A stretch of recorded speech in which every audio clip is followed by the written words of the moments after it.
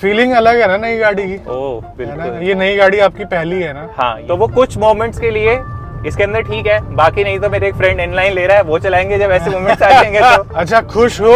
हाँ बिल्कुल। कितना परसेंट? कितना परसेंट? 90%। लगभग 3 साल पहले की बात है। हमारे जो देवेश भाई आज आपको फ्रेम में दिख रहे हैं, वो हमारे चैनल में आए थे अपनी एक गाड़ी के साथ। वो गाड़ी इन्होंने सेकंड हैंड ली थी। गाड़ी थी फोर्ड की फिगो लाल परी।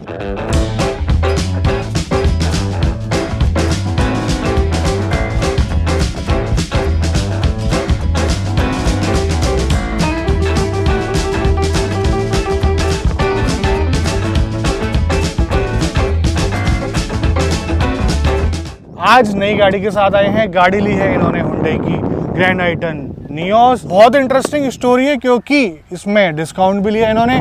ये फाइनल करने वाले थे टाटा की गाड़ी को। टाटा ऑल्ट्रोज देखी थी और टियागो देखी थी। ऑलमोस्ट फाइनली करने वाले थे, उसके बाद पता नहीं क्या हुआ। उसके बाद ये गाड़ी उठा के लेके आए। आप जानेंगे इनसे ऐसा क्यों करा इन्होंने। अब मुझे सबसे पहले बात बताओ कि पुरानी वाली गाड़ी के क्या हालचाल है, कहाँ गई वो? पुरानी वाली गाड़ी हाँ। दिल्ली से बाहर गई है। अच्छा। क्योंकि वो उसके लाइफ पूरी होने वाली थी। 4-5 महीने बचे थे, मई में लाइफ पूरी हो जाती है उसकी। हाँ। और उसको मैंने सेल किया था महिंद्रा फर्स्ट चॉइस से। अब सबसे बड़ा सवाल तो मैं अभी पूछने वाला हूँ आपसे, क्योंकि आपने चलाई थी फोर्ड के जो डायनामिक्स हैं, उनका जो टेस्ट है आपने ले लिया था, ठीक है। उसकी 3 साल आदत आपने लगाई।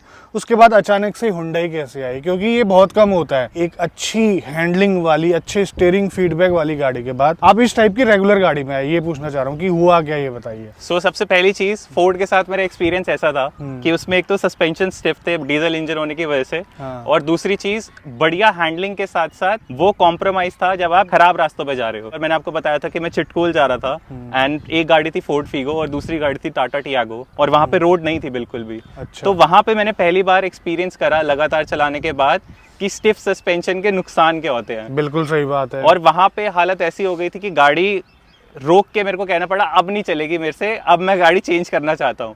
हाँ। और टियागो पे जब शिफ्ट करा तो मेरे दिमाग में आ गया कि टाटा की गाड़ी के सस्पेंशन बहुत बेटर है कंपेयर टू बाकी गाड़ियां।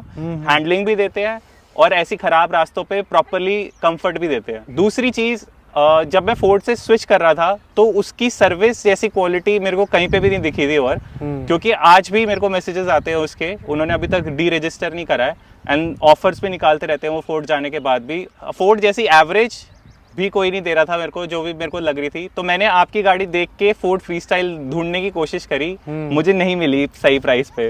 अच्छा। स्पिनी पे ही मिल रही थी, OLX पे तो डलती ही नहीं है बिल्कुल भी। तो अल्ट्रोज और टियागो मेरे को 2022 एडिशन मिल रहे थे डिस्काउंट पे। तो मैंने इसलिए जाके टियागो उस टाइम पे बुक कर दी। अल्ट्रोज क्योंकि थोड़ा बजट से ऊपर जा रही थी और मेरे को उसका लोअर वेरिएंट मिल रहा था, XM प्लस मिल रहा था जिसमें ज्यादा फीचर्स नहीं थे। तो मेरे को टियागो पे ज्यादा सेंस लगी, क्योंकि मेरे माइंड में ये भी था, तब तक मैंने टेस्ट ड्राइव नहीं करी थी नई वाली, तब तक मेरे माइंड में ये भी था कि छोटी गाड़ी है, थोड़ी हल्की है कंपेयर टू अल्ट्रोज, तो पिकअप बेटर होगा क्योंकि इंजन सेम ही है और टर्बो की तरफ मैं जा नहीं रहा था। तो टियागो और Altroz back to back test drive करी।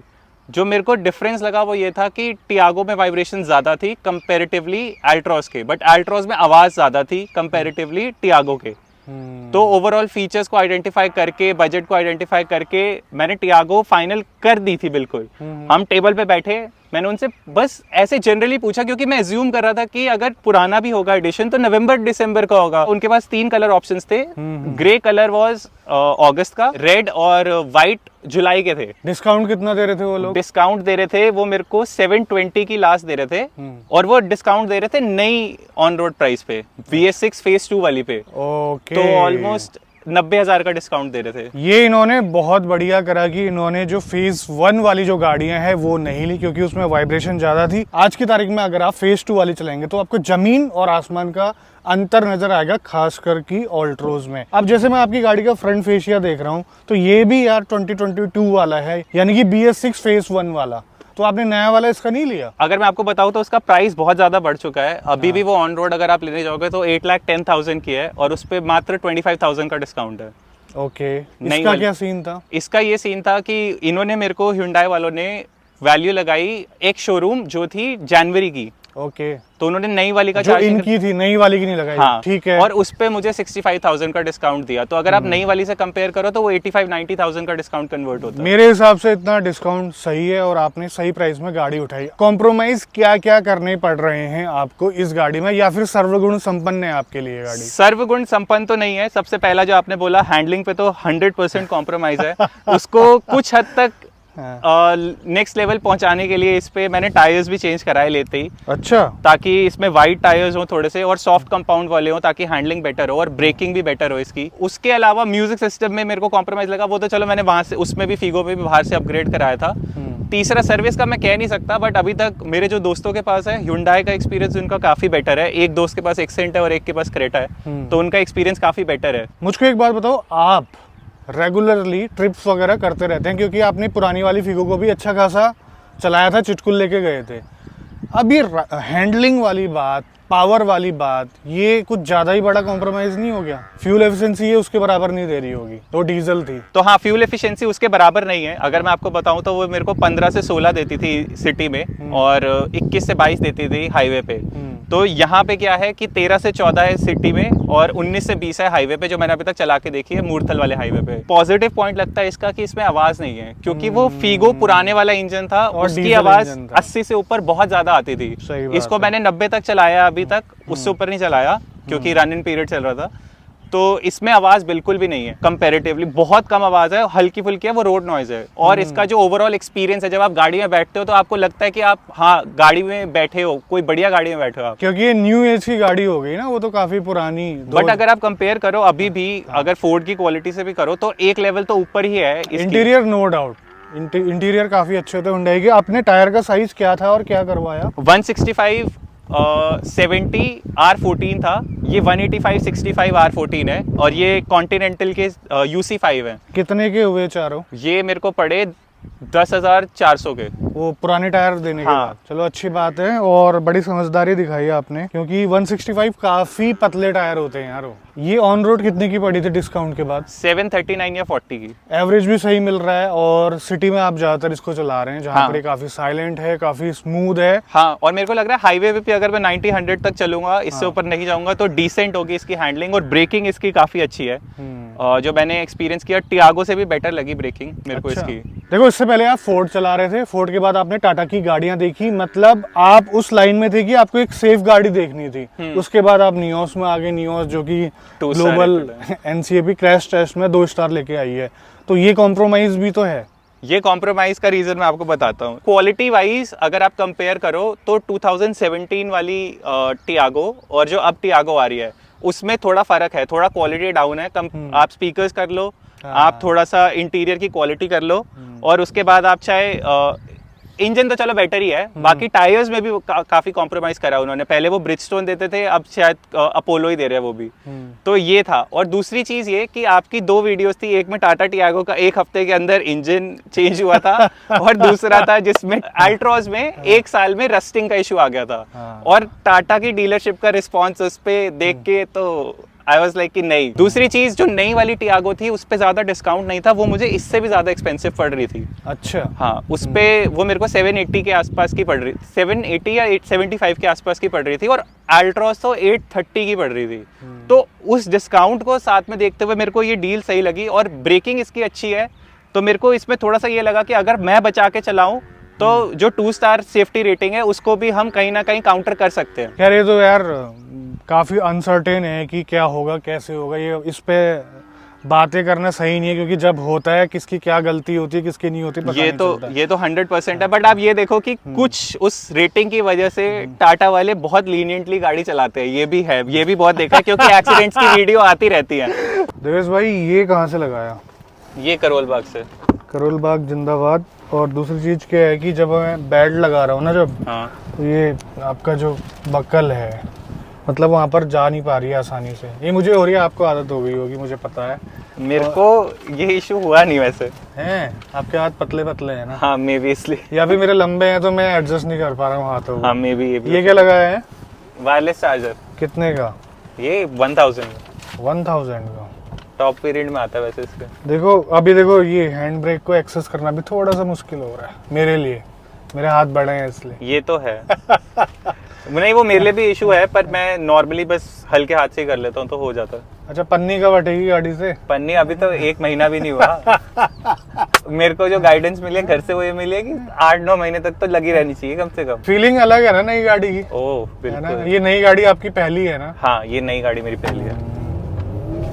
काफी साइलेंट है गाड़ी और इंजन भी क्विक है, उठता अच्छा है, बट जो इनिशियल पिकअप होता है ना, मतलब जो क्लच वाली चीज है, क्लच उठाते ही गाड़ी उठ जाएगी विदाउट इनपुट के एक्सीलेटर के, वो डीजल में अच्छा होता है। वो सही में उसमें अच्छा होता है, यही मेरे को इशू आता है इसमें। हाँ। 2-3 बार बंद हो चुकी है गाड़ी और हल्की सी ढलान पे, उसका रीजन बस यही है कि मेरे को आदत नहीं है इसके कम पिकअप की, और फीगो में टॉर्क ज्यादा था तो वो अपने आप ही चलती रहती थी क्लच छोड़ने के बाद। डीजल वाली जो आदत है वो अब आपकी चेंज हो चुकी है या डीजल को मिस कर रहे हो आप अभी? डीजल को मिस कर रहा हूँ। एक तो उसके अंदर पावर इतनी ज्यादा नहीं थी, बट टॉर्क बहुत अच्छा था, तो जैसे अगर ज्यादा लोग भी बैठे हुए हैं तो पावर की कमी फील नहीं होती थी, या मतलब चलने में पिकअप ऑलमोस्ट सेम लगता था। इसमें थोड़ा ऐसा है कि 5 जने बिठाए थे अभी एक शॉर्ट रन के लिए, तो पता चल रहा था कि हाँ वेट की वजह से गाड़ी थोड़ी दब रही है। ओवरऑल पैकेज देखो और जिस प्राइस में लिया है मैंने वो देखो, तो मेरे को उस हिसाब से डील बहुत बढ़िया मिलती है, क्योंकि आपको एक तो अंदर के इंटीरियर्स काफी अच्छे क्वालिटी के मिल रहे हैं, साइलेंट कैबिन मिल रहा है, आप लॉन्ग ड्राइव पे जाओगे आपको आवाज से इरिटेशन नहीं होगी, सस्पेंशन भी इसके सॉफ्ट है तो वहां पे भी ज्यादा दिक्कत नहीं है, और इतने भी सॉफ्ट नहीं है जैसे पुरानी गाड़ियों के कई आते थे। हुंडई की एग्जांपल ले लो। हाँ हुंडई की ग्रैंड आइटन ले लो, जैसे पहले आती थी, उतने सॉफ्ट नहीं है। हैंडलिंग भी आप जज करोगे बेटर, बट मेरे हिसाब से देखो ठीक ही है। डे टू डे लाइफ में हमको जैसी हैंडलिंग चाहिए होती है ना, वैसी है इस गाड़ी में। बाकी जो आपने टायर अपग्रेड करे हैं उसका जो आउटपुट है ना मुझे दिख रहा है, इसकी काफ़ी सॉफ्ट हो गई है राइड क्वालिटी। सॉफ्ट मतलब कि जो जर्क है रोड के अंदर, जो पॉट होल है ना, उसका जो इम्पैक्ट है काफ़ी कम आ रहा है केबिन के अंदर। हाँ, अभी जैसे ये है, ये वो थोड़े चौड़े होने की वजह से भी और कंपाउंड सॉफ्ट होने की वजह से भी, ये अपनी गाड़ी में बहुत ज़्यादा फील करूंगा, इसमें कम कर रहा हूँ फील। पीछे का कंफर्ट बताओ आप। पीछे का कंफर्ट ठीक है, बस ये है कि पीछे इसमें वो नहीं है ना, व्हील आर्चेस पे जो क्लैडिंग होती है वो नहीं है, तो उसकी आवाज जैसे अभी पत्थर की आई थी थोड़ी देर पहले, तो वो वैसी पत्थरों की आवाज आती है। अब ये जो गाड़ी हिल रही है ना, ये इसमें गाड़ी का कोई दोष नहीं है। आगे रोड दिखाओ इनको, रोड में अंडुलेशंस बहुत ज्यादा है, ये प्लेन रोड नहीं है। परफॉर्मेंस कैसी लगी? परफॉर्मेंस सिटी में ठीक है, और हाईवे पे अभी तक एक ही बार चलाई है, तो उस हिसाब से 80-90 तक सही है, उससे ऊपर जाएगी भी नहीं है। और मैं आपको एक और चीज बताऊं, मतलब उससे ऊपर ये कॉन्फिडेंटली नहीं जाएगी, मेरे को ऐसा फील आता है, बट अभी रन इन पीरियड था तो मैंने 90 से ऊपर चलाई नहीं। और मेरा ये भी रहता था फीगो के साथ भी, क्योंकि थोड़ा सा कॉस्ट कम करने के चक्कर में वाइल गोइंग ऑन ट्रिप्स, तो ये रहता था कि मैं एक्सेलरेट कम से कम करूं और 2 से 2,500 आरपीएम के बीच में ही रखूं ताकि मैक्सिमम एवरेज आए। तो उसमें भी जूझा करके मैं बहुत कम ही चलाता था, जैसे मन कर गया या बहुत ज्यादा अपसेट सा फील हो रहा है घर पे तो जला ली ऐसे, वरना इतना चलाता नहीं था मैं, वरना एवरेज ही निकालता रहता था उससे भी। अच्छा, तो वो कुछ मोमेंट्स के लिए इसके अंदर ठीक है, बाकी नहीं तो मेरे एक फ्रेंड इनलाइन ले रहा है, वो चलाएंगे जब ऐसे मोमेंट्स आ जाएंगे तो वेन्यू। अच्छा, खुश हो? हाँ बिल्कुल। कितना परसेंट? 90%। 10% क्या कमी रह गई? 10% कमी रह गई, जहाँ छोटी छोटी जगह कॉस्ट कटिंग है, जैसे पीछे आपको बताया वो फेंडर पे लाइनिंग नहीं है, कॉर्नर्स काटते हुए और टाइटनेस फील नहीं होती स्टीयरिंग पे वो, और इनिशियली थोड़ा सा पिकअप और होना चाहिए था ताकि क्लच में ही निकल जाए और एक्सेलरेट करना ना पड़े। देखो ये नेचर है, इसमें कुछ नहीं हो सकता, नेचुरली एस्पिरेटेड का नेचर है। कह रहा था अब जैसे ये उठी, ठीक है, ये क्रीप मोड में चल रही है, अभी इसके बाद आप पंजा दबाओगे तुरंत रिस्पॉन्स मिलेगा। टर्बो में नहीं मिलता है ऐसा, शुरू में टर्बो लैग रहता है। अब ओवरटेकिंग में ना आप अपनी फीगो को मिस करोगे। बिल्कुल, उस इसमें प्लान करने पड़ते हैं ओवरटेक, और इसके अंदर गियर शिफ्ट्स कंपैरेटिवली ज्यादा करने पड़ते हैं। उसमें चौथे गियर में मैं कहीं पे भी ओवरटेक कर सकता था, तो पर इसमें एक एडवांटेज है कि पीछे वेंट मिल गया। तो ये है ओवरऑल ओनरशिप एक्सपीरियंस फीगो के बाद एक अपनी नई गाड़ी ली इन्होंने, अपनी पहली, जिससे 90% खुश है।